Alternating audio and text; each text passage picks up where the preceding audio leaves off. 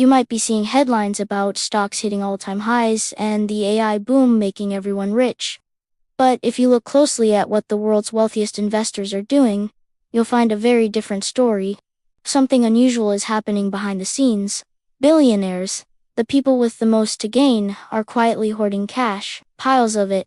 And it's not because they're scared, it's because they're patient. For over a decade, holding cash was seen as a rookie mistake. People called it dead money. With inflation eating away at its value and interest rates near zero, keeping money in a savings account felt like lighting it on fire. The only way to get ahead was to invest in stocks, real estate, crypto, anything but cash. So why the sudden change? Why would the smartest financial minds on the planet suddenly want to hold an asset that supposedly does nothing? The answer boils down to one word: uncertainty. In calm, predictable markets, cash feels useless. It's the boring player sitting on the bench while everyone else is scoring points. But when the game gets chaotic and unpredictable, cash transforms. It becomes your star player. It becomes leverage. Holding cash gives investors three critical advantages: flexibility, speed, and optionality. When everyone else is forced to sell their assets to cover their losses, the person holding cash can swoop in and buy those same assets at a massive discount. Billionaires don't hold cash to earn a tiny bit of interest. They hold it to strike when everyone else is panicking and prices are falling. History proves this strategy works time and time again. Think back to every major market correction: the dot-com bubble in 2000, the financial crisis in 2008, the flash crash in 2020. Who came out on top?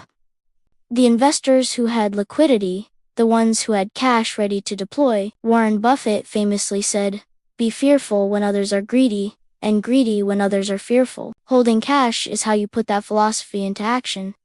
It allows you to be the buyer when everyone else is a forced seller. The biggest fortunes aren't just made during bull markets. They're often secured during the downturns that follow. Another huge reason for this shift is simple. Things are expensive right now. Across the board, asset prices are incredibly high compared to their actual underlying value, or what we call fundamentals. The stock market, particularly in the tech sector, seems priced for absolute perfection. Investors are acting as if these companies can do no wrong and will grow to the moon forever. Any slight disappointment could send prices tumbling. Real estate in many major cities around the world is still near record highs, even with higher mortgage rates. When prices are this high, it means there is no room for error. The risk is high, and the potential reward is lower. Smart, long-term investors don't like that equation. They don't chase assets that are already priced for a perfect future. Instead, they wait. They wait for a better entry point, a moment when the price is more reasonable and offers a greater margin of safety. Chasing momentum can feel exciting, but it's often a recipe for buying high and selling low. The wealthy prefer to wait for the sale. Let's also talk about something that has changed the entire financial landscape over the past couple of years: interest rates. For the first time in nearly 15 years, cash actually pays you something. With central banks around the world raising rates to fight inflation, you can now earn a decent, risk-free return on short-term government bonds or even high-yield savings accounts. This is a game changer. Before, you were punished for holding cash. Now, you're rewarded for it. This reduces the pressure to take on unnecessary risks just to get a return on your money. Think of it this way: if you can get a guaranteed 5% return with zero risk, why would you gamble on a volatile stock that might give you 7%, but could also lose you 20%? The higher the risk-free rate, the more other assets have to work to justify their risk. And right now, many of them just don't. The incentive to speculate has gone down, and the incentive to be patient has gone way up. Beyond the numbers, the world itself is in a state of flux. Geopolitical tensions are rising in multiple regions. Major elections are on the horizon, which could dramatically shift economic policies.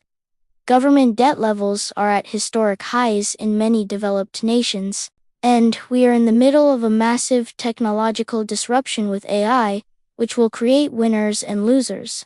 When you have so many powerful forces all moving at once, the future becomes incredibly hard to predict. Periods like this reward patience, not speed.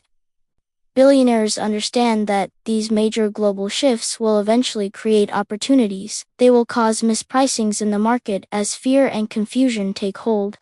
But those opportunities usually only appear after a period of stress. By holding cash, they are positioning themselves to act when that stress finally arrives. They aren't trying to predict exactly when it will happen, but they are preparing for the fact that it will. Holding cash is fundamentally a defensive strategy. It's not about giving up on investing. It's about delaying your commitment until the odds are more in your favor. Cash acts as a powerful shield. It protects you from being a forced seller if you suddenly need money or if your other investments go down. It also helps control your emotions.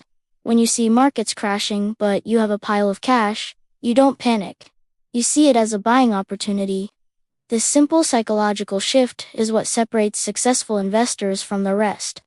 Holding cash allows you to go on offense when everyone else is stuck playing defense.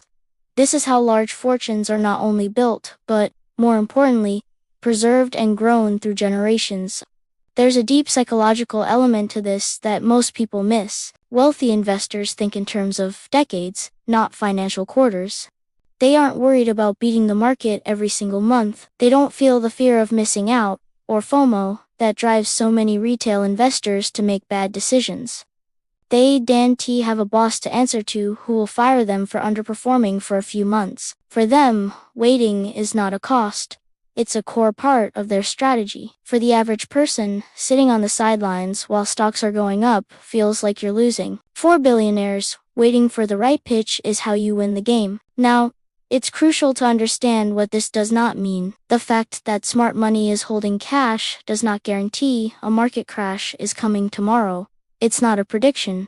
It's preparation. There's a big difference.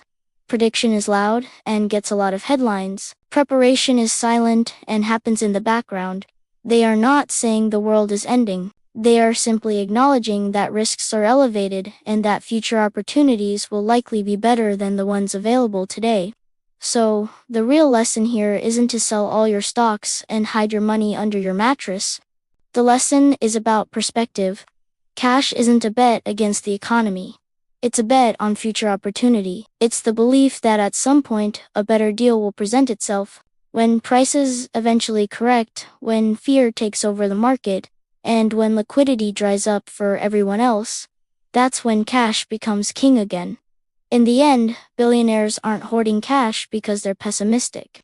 They are hoarding it because they are realists. They understand that markets and economies move in cycles. There are periods of boom, and there are periods of bust. And in every single cycle throughout history, the investors who survive the downturn with liquidity are the ones who dominate the next phase of growth. They're not just playing this round. They're getting ready to win the next one. Thanks for watching. If you found this perspective valuable, consider subscribing for more insights into how the world of money really works.